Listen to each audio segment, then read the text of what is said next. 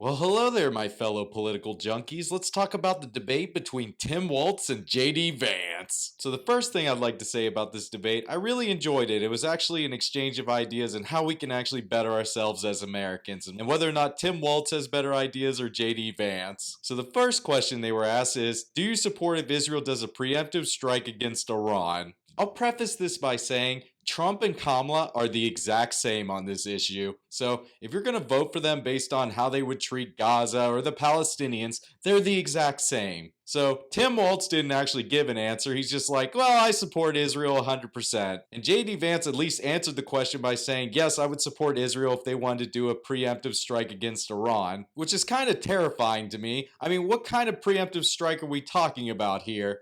Are we talking about a nuclear first strike, which I have heard people advocate for? I'm talking about you, Sam Harris. We'll see if Israel just wants to have escalation dominance just by incinerating the escalation ladder. And then Tim Walz talked about the nuclear arms agreement that the Obama administration got through, and then that got ripped up by Donald Trump, thinking that he would get a better deal. Also, for people who don't know this, Obama actually did targeted assassinations against their nuclear armed scientists, and the US media is trying to manufacture consent, saying that Iran is very close to a nuclear weapon. And the next question they were asked was the recent hurricane that went on in Florida, and how this pertains to climate change. And Tim Walz talks about his state of Minnesota and how the farmers are seeing worse droughts and flooding. And what was passed in the Inflation Reduction Act, that had nothing to do with getting inflation down, but it did have some of the renewable critical infrastructure we're going to need in the next 30 years. And it addressed actually creating EVs within the United States. JD Vance tries to reframe the question by saying that if we actually have more manufacturing going on in the United States, the number one polluter in the world is China. And if we outsource all of our manufacturing jobs to the people in China, they're the least responsible when it comes to protecting the environment. And then we're in the next hot topic, immigration. JD Vance was asked the question, if we're going to deport millions of people, how can you guarantee that family members won't be separated? Keep in mind, President Obama did the same thing, but it's only bad when Donald Trump separates families.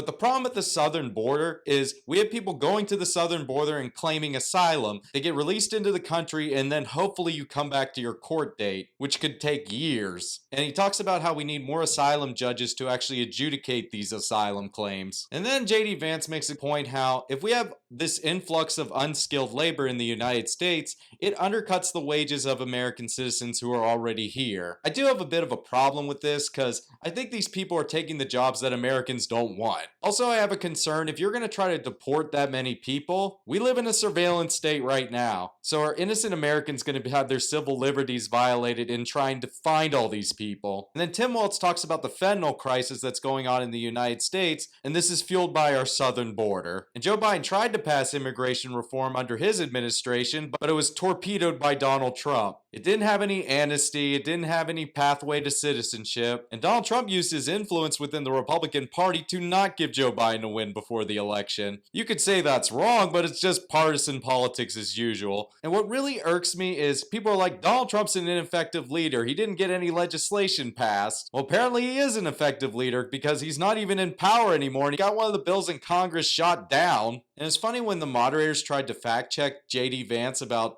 illegal border crossings, and he starts demonstrating he knows a lot more about it than they do, so they quickly move on from that. And then they talk about the child tax credit. Both the Republicans and the Democrats are for renewing the child tax credit. They just don't want to do it before an election because we all have to suffer in order for one of them to actually get in there. And Tim Walz keeps saying that he wants to help the American middle class. That's always a red flag to me because they keep saying that they care about the middle class and they want to grow the American middle class. And then he tries to use the panacea of the Democrats. We're just going to tax the rich. Okay, number one, you're not going to be able to tax the rich. They're just going to pass it on to the consumer, or they're going to hide money overseas and they're going to do everything within their power to not pay taxes. Whether that's hiring lawyers or getting politicians to write the tax code for them. And then JD Vance brings it back to the central premise he has for this debate. Kamala Harris keeps talking about all these great things she's going to do for the American people. She's been in power for the last 3.5 years. What has she done for you? And the other central premise JD Vance tries to bring it back to is Donald Trump's record. Yes, before the pandemic, the Trump presidency, wages were going up, housing was affordable, grocery prices were stable, and we didn't have all these overseas conflicts. And Tim Walz actually did a good job in trying to address this by saying that just because if you elect Donald Trump doesn't mean all these things are just going to magically get better.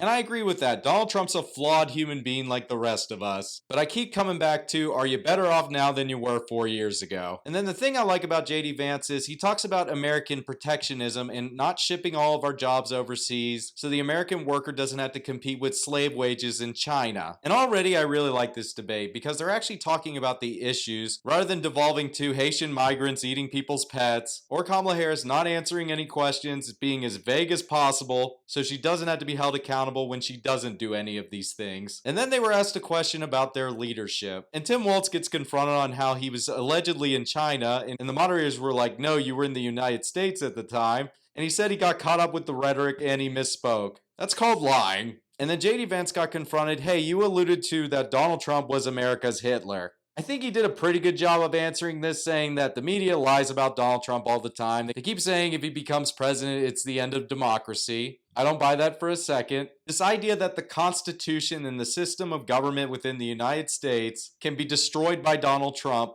you must think this country isn't worth very much because we've survived much worse than Donald Trump. And then we're here with Roe versus Wade. I'm personally pro-choice, but I also respect people who are pro-life. And I believe that all states should just have a ballot measure saying that, do you believe in the protections of Roe versus Wade? That way it's truly in the hands of the people. Because all the states that have put this up to a vote, the people who are pro-choice win. And Tim Walz is forced to go out there and say that Kamala Harris is somehow going to institute the protections of Roe versus Wade into law. Again, good luck getting Congress to agree to this. And she's advocating getting rid of the filibuster in order to facilitate this. I'm against this because you're not always going to be in power and you're not going to be able to do it for one law. That's the new precedence.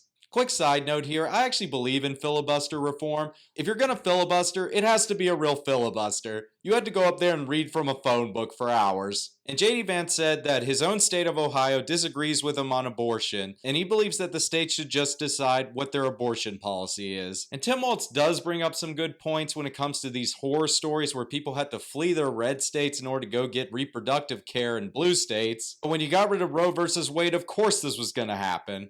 And then we're on the topic of gun control. JD Vance says that we should have more protection in schools and actually have better security and more resources for schools. And Tim Walz says he supports more rigorous background checks and red flag laws. My personal view of this is you're not going to be able to legislate gun violence away. Guns don't kill people, people kill people. And they both agreed that we need to provide more mental health care for American citizens. That's how I think we can address the issue of gun violence. And then they talk about housing policy. Kamala Harris is talking about giving $25,000 for first-time home buyers. I believe that just perverses the incentives of selling houses, but putting that aside, these sound like some interesting ideas. I wish you would propose them. But no, we have to suffer until you become president, I guess. JD Vance's ideas in order to address this is building more housing on federal land, deregulate so they can actually build more houses, getting the cost of energy down so people don't have to spend as much money on lumber, and addressing the crisis at our southern border so we don't have all these illegal immigrants in our country. Again, the supply of housing is down and you have more demand of people wanting to live in homes. That's going to drive up the price for the rest of us. And the one thing I was noticing during this debate, I think both Tim Walz and JD Vance actually want to solve the problems of the American people. They just disagree on how to get there. I wish these were the two presidential nominees. Because if JD Vance lost, he's going to do everything he can to support Tim Walz and actually help him succeed. Same thing if JD Vance won. Tim Walz said he would support him and try to help him as best he can. And then they went on to the topic of healthcare. JD Vance talked about the idea of price transparency because if you walk into a hospital, you don't know how much anything's going to cost. Quick side note here, my friend who's the director of neurology in the hospital in his department says that insurance companies and hospitals purposely jack up the prices and then negotiate the price down from there, and whatever's left, that's your bill. So they're both in cahoots here, and they're inflating the prices on purpose so that executives can make more money. And it's weird because JD Vance tries to do revisionist history and says that Donald Trump saved Obamacare. Trump actively tried to repeal Obamacare multiple times. It got sent up to the Supreme Court. The Supreme Court said it was constitutional. So all those liberals who keep saying that the Supreme Court is in Donald Trump's pocket, it's not. They literally saved Obamacare. And then they tried to actively repeal it, and it was stopped by one man. His name was John McCain. And then Tim Walz makes a point about Joe Biden's administration actually managed to get Medicare to be able to negotiate drug prices for 10 drugs. I would say why not all the drugs, but hey, 10's better than nothing. And then they talked about paid family leave. Most Americans support this. If you have a baby, you should be able to stay with that baby for a certain amount of time. And JD Vance makes a good point that he doesn't think legislating this is a great idea because what might work for you might not work for someone else. And legislating this would just be a one size fit all. And Tim Walz has a different approach because he wanted to guarantee paid family leave within his state of Minnesota. And then they came to the topic of the Capitol riots. They brought up that JD Vance said he would not have certified the election like Mike Pence did. I'm gonna say this right now. I don't believe you, JD Vance. You're a lawyer, you know the law. I think you would have done the exact same thing. But in his answer, he was just trying to deflect from the question. He's trying to talk about the future rather than what happened 4 years ago. Again, I've made my views known on this. Donald Trump lost the last election. It was very close, but he did lose. And then he was actually asked by Tim Walz directly, did Joe Biden win the last election? And unfortunately, JD Vance has to appease the great orange man. And he tried to change the subject to censorship, and that was a really bad answer. But he doesn't want to say it because Donald Trump might kick him off the ballot right there. Then Tim Walz's closing statement, he talks about the coalition that Kamala Harris is building with people like Bernie Sanders and Dick Cheney. I wouldn't make that my closing statement, Tim Walz, because Dick Cheney is literally a war criminal. And then JD Vance had a good closing statement saying that Kamala Harris hasn't done anything for you in the last 3.5 years. She has all these great ideas, hasn't proposed any of them. Why should you believe her now? Overall, I really like this debate because they talked about policy the entire time. There was no personal attacks, and it seemed like they both could find common ground.